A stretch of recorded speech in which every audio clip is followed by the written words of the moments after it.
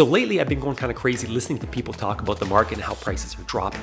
And they're basing all of this on the media and what they're saying with these attention grabbers. When they say sales are down, they're actually talking about quantity, not the actual prices. And when the media talks about Canadian prices being down, they're talking about all of Canada. And so it's like me saying global prices are down. It doesn't really tell you very much about the GTA or about Ontario. And this is unfortunate because no one's taking the time to think and actually dig deep and do the work themselves and see what's actually going on. So the reality is, in the last 3 months, we've seen prices shift upwards in most of the major categories. And this is quite different from what we saw between February and April of early this year.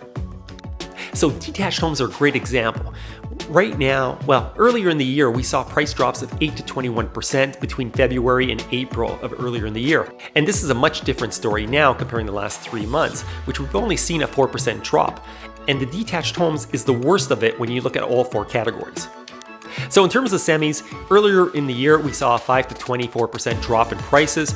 Right now, overall, we're seeing about an 8% increase in the last 3 months. On homes, we saw 13 to 24% drop, and right now they're averaging about a 4% increase. Condos saw a 2 to 14% drop earlier in the year. And overall, right now, they're averaging about a 1% increase. So as you can see, prices are starting to trend upwards, and you're not going to hear this in general media. But the reality is, based on these numbers, it is trending upwards. Right now, we're seeing a lot of sellers come onto the market.